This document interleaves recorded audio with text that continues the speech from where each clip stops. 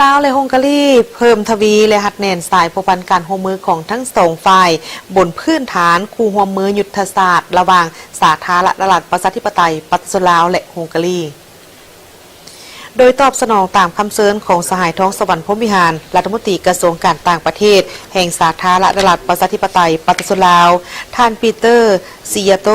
รัฐมนตรีกระทรวงการต่างประเทศและการค้าฮังการีพร้อมด้วยคณะได้เดินทางมาเยี่ยมยามสาธารณรัฐประชาธิปไตยประชาชนลาวอย่างเป็นทางการในวันที่ 4 กุมภาพันธ์ 2026 เพื่อสืบต่อหัดแน่นการผูกพันมิตรภาพที่มีมูลเชื่อและการร่วมมืออันดีบนพื้นฐานคู่ร่วมยุทธศาสตร์ระหว่างสาธารณรัฐประชาธิปไตยประชาชนลาวและฮังการีในเช้าของวันที่ 4 กุมภาพันธ์ 2026 ได้มีการพบปะกับท่านท้องสวรรค์พรหมวิหารรัฐมนตรีกระทรวงการต่างประเทศแห่งสาธารณรัฐประชาธิปไตยประชาชนลาวพร้อมด้วยคณะในโอกาสดังกล่าวนี้ท่านท้องสวรรค์พรหมวิหารก็ได้แสดงความยินดีต้อนรับอย่างอบอุ่นและตีราคาสูงต่อกับการเยี่ยมยามในครั้งนี้ซึ่งแสดงให้เห็นถึงความหมายมั่นอันสูงส่งในการสืบต่อหัดแน่นสายผูกพันมิตรภาพอันเป็นมูลเชื่อและการร่วมมืออันดีงามระหว่างสองประเทศให้แน่นแฟ้นยิ่งขึ้นในการพบปะครั้งนี้ทั้งสองฝ่ายได้มีการตีราคาสูงและแสดงความยินดีที่เห็นว่าสายผูกพันมิตรภาพที่เป็นมูลเชื่อและการร่วมมืออันดีระหว่างสองประเทศได้รับการเสริมขยายอย่างต่อเนื่องนับตั้งแต่สร้างตั้งสายผูกพันการทูตน้ำกันในวันที่ 12 กันยายน 1962 เป็นต้นมาและได้ยกระดับการพัวพันของทั้งสองฝ่ายขึ้นเป็นคู่ร่วมมือยุทธศาสตร์ในปี 2019 สองฝ่ายได้เห็นดีเป็นเอกภาพกันจะสืบต่อหัดแน่นการพัวพันร่วมมือในต่อหน้าโดยจะสืบต่อสุกยู่กันแลกเปลี่ยนเยี่ยมยามของคณะผู้แทนขั้นสูงของทั้งสองประเทศสืบต่อหัดแน่นการร่วมมือระหว่างส่งกระทรวงการต่างประเทศเพื่อส่งเสริมการแลกเปลี่ยนบทเรียนระหว่างพนักงานของทั้งสองกระทรวงโดยเฉพาะคอมเมนต์นักการทูตหนุ่ม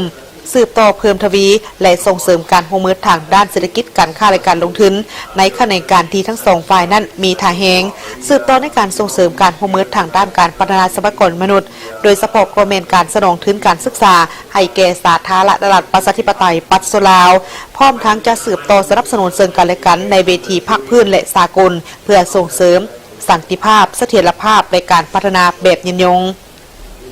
ในโอกาสดังกล่าวนี้ท่านท้องสวรรค์พรหมวิหารก็ได้ตั้งนายแก่รัฐบาลลาวแสดงความขอบใจอย่างจริงใจต่อรัฐบาลฮังการีที่ได้ให้การสนับสนุนและช่วยเหลือสาธารณรัฐประชาธิปไตยประชาชนลาวในตลอดระยะที่ผ่านมาโดยเฉพาะกรณีการสนองทุนการศึกษาให้แก่สาธารณรัฐประชาธิปไตยประชาชนลาวก็คือการพัฒนาพื้นฐานโครงสร้างต่างๆซึ่งได้ประกอบส่วนอันสำคัญเข้าในการพัฒนาเศรษฐกิจสังคมอยู่สาธารณรัฐประชาธิปไตยประชาชนลาวในขณะเดียวกันท่านปีเตอร์ซิยาโตก็ได้แสดงความขอบใจต่อกับการต้อนรับอนุบุญและแสดงความหมายมั่นว่าจะสืบต่อสุขยู่และส่งเสริมสายผูกพันมิตรภาพที่เป็นมูลเชื่อและการร่วมมืออันดีงามระหว่างสองประเทศให้แตกดอกออกผลยิ่งขึ้นเพื่อนำเอาผลประโยชน์สูงสุดมาสู่ประชาชนทั้งสองชาติฮังการีและลาวพร้อมทั้งจะสืบต่อสนับสนุนและให้การช่วยเหลือแก่สาธารณรัฐประชาธิปไตยประชาชนลาวในอนาคตภายหลังที่ได้สำเร็จการพบปะทั้งสองรัฐมนตรีกระทรวงการต่างประเทศลาวและฮังการีก็ได้ร่วมกันลงนามในบทบันทึกความเข้าใจว่าด้วยการร่วมมือภายใต้ขอบโครงการสนองทุนการศึกษาฮังการีในระยะ 2016 ถึง 2028 พร้อมทั้งร่วมกันแถลงข่าวเกี่ยวกับผลสำเร็จของการพบปะของทั้งสองฝ่ายให้แก่บรรดาสื่อมวลชนของลาวและฮังการี